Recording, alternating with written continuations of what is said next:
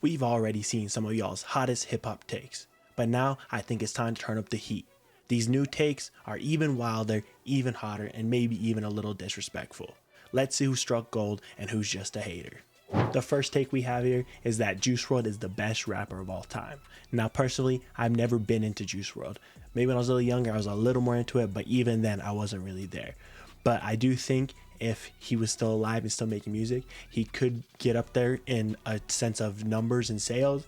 Even if he got there in a success point and sales point, I still don't think he would have enough, because I don't think he's that good of a rapper in the pure sense of rapping to compare with anybody else like J. Cole, Kendrick Lamar, any of those people. So if we're talking purely sales, if he was still alive, maybe he would have got there. I think it still would have been hard for him to beat Drake in pure success.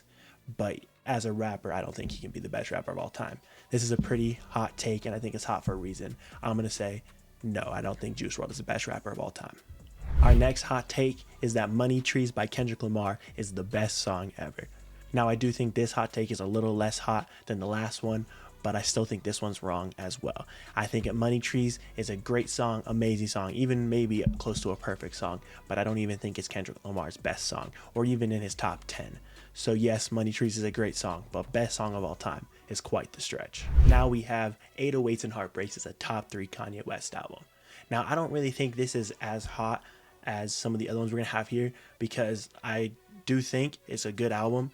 It personally, on my first listen and every listen further on, it wasn't as impressive as some of other Kanye West albums that put in the top 3. I even was underwhelmed with it the first time I heard it, but I don't think it's that big of a reach if you really enjoy this. I think it does have a lot of good qualities to it, but personally for me, it's not in my top 3, but I wouldn't be surprised if you said that 808s and Heartbreaks is one of your favorite Kanye albums. So I don't even really think this is that hot of a take. I think it's pretty lukewarm. I could get behind it if for other people, but for me personally, no, 808s and Heartbreaks is not a top 3 Kanye album. We have another Kendrick Lamar song hot take with Swimming Pools is Kendrick Lamar's best song. Now, I think Money Trees is a better song by Kendrick Lamar than Swimming Pools. So back to our last take, I think this is a hotter take than that. I don't think Swimming Pools is a top 10 Kendrick song. I don't think Swimming Pools is a top 15 Kendrick song. Maybe in that 20 to 30 range, it could start sneaking in. But personally, I don't think Swimming Pools is even in the top tier of Kendrick songs. So no, I don't think Swimming Pools is Kendrick Lamar's best song. It looks like we have a lot of Kendrick Lamar takes in this group of hot takes. With if Kendrick dropped more, he would be the GOAT. Now, personally, I don't think this is a hot take, because I do think if he dropped more, his discography is already very good. If he continued to drop albums of the same quality, if not better quality, yeah, I think he would be clear and obviously the GOAT. He's already in that upper tier of GOAT rapper conversations without even dropping as frequently as some people would hope.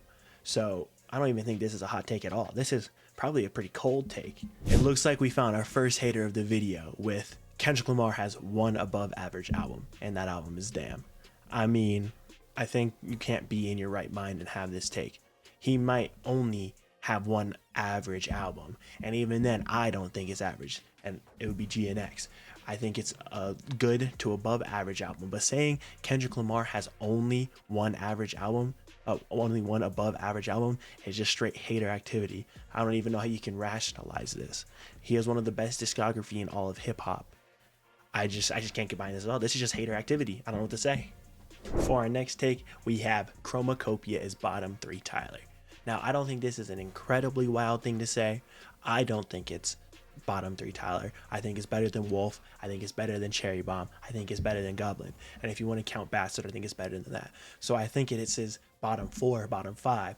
I wouldn't be incredibly shocked if someone puts in his bottom 3, but personally, I don't think it is bottom 3 Tyler. I don't think it's bottom 4 Tyler if you're counting Bastard. It's not my favorite Tyler album. It's middle of the pack, but bottom 3 is a bit of a stretch.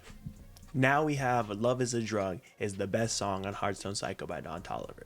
Now I think this is a great take. It is my favorite song on Heartstone Psycho, but I do think it's a pretty hot take. It was added in the deluxe, so people had more time with other songs, so they're probably going to rank it lower. It's also nowhere near one of the most streamed songs, so clearly it's not like incredibly loved by the public, but personally Love is a Drug is my favorite song off Heart of Psycho and the song I return to most. So I'm gonna have to agree with your hot take here. This next hot take is a little hard for me to judge because this one is Baby Keem is one of the best rappers of the 2020s and he's underrated. I think if he dropped more, he could be one of the best artists of the 2020s, but all he really has in the 2020s is the Melodic Blue, Hillbillies, and like one other feature.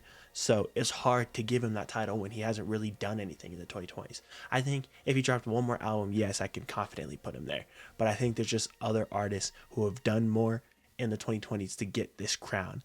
I think Baby Keem is a great artist and he should be dropping more. But the fact that he is not, I'm going to have to disagree with this hot take. But I don't think it's that hot. Now, this next hot take is a hot take I see quite decently often.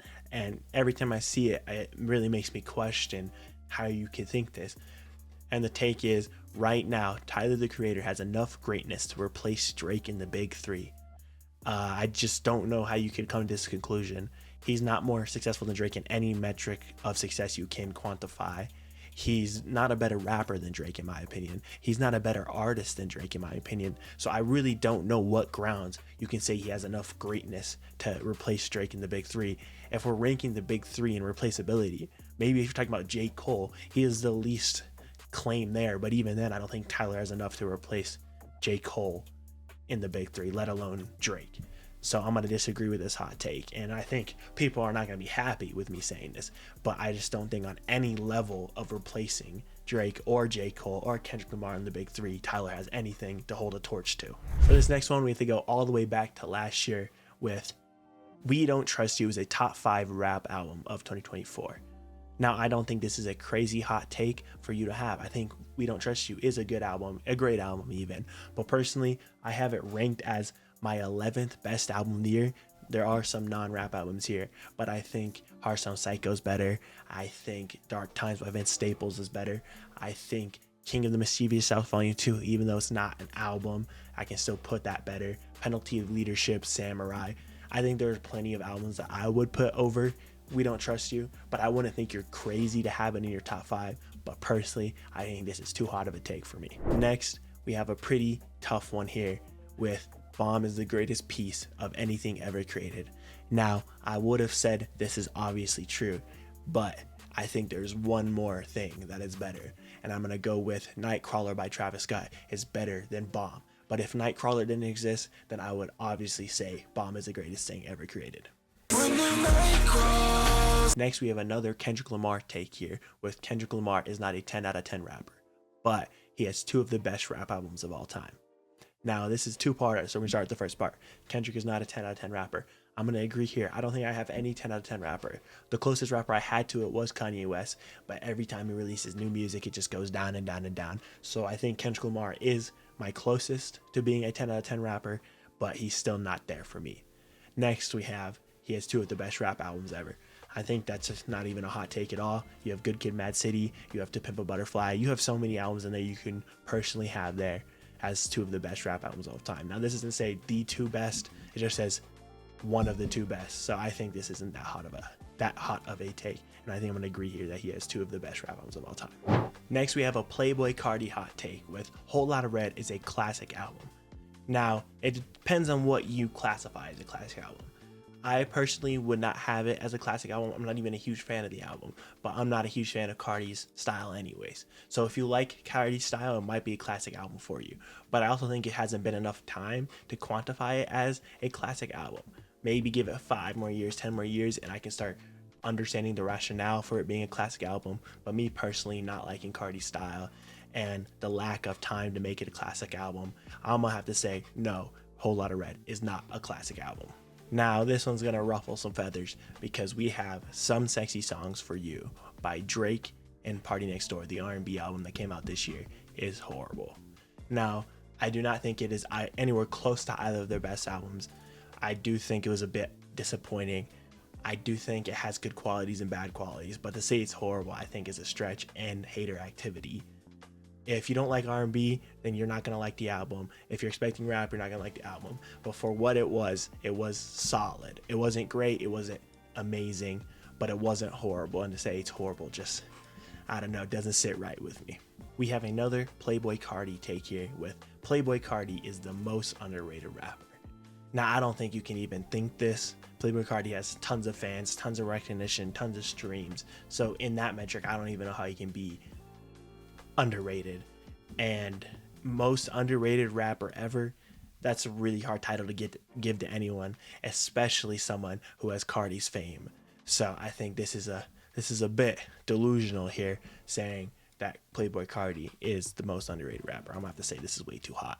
For our penultimate hot take of the video, we have Kanye West is very overrated. Now, I think this is a tough one. I already kind of touched on it in the past one. I think it's a little bit true and a little bit false.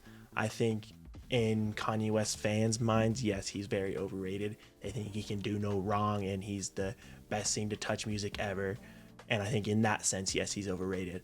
But he is one of the most creative minds we've had in hip hop, and his older work is some of the best in the whole genre. So to say he is overrated, very overrated for that, I think is a bit of a stretch, and it's giving a little hater energy. But it depends on how much you mean it. If you mean it in Kanye fans way, I guess I can agree with you. But in just a general aspect of music, I don't think you can say he's overrated. For our last take, we have one that's going to be pretty relevant this year, with JID will be a top 10 rapper of all time. Now, I've been a big fan of JID basically since I started listening to him, so I would really love to believe this take, but he just doesn't have the catalog yet. But there's still time. Hopefully he can drop more albums, more EPs, more songs, everything, if he continues to drop great music like The Forever Story, which was one of the best albums of the 2020s so far. I think he could get there, but he just needs to continue dropping at a faster pace with the same quality than he has so far. If he can do that, sign me up. I will put him in the top 10, but I don't know if he'll be able to get to that level. So I'm going to be a little hesitant with this hot take, but I can buy a little stock. Those were your hottest hip hop takes. What do you think of my opinions on those takes? Was I spot on or was I way off? Either way, let me know in the comments, and make sure to like and subscribe for more content from your go-to hip hop expert. I would give you the world, baby girl. You just gotta be worth it.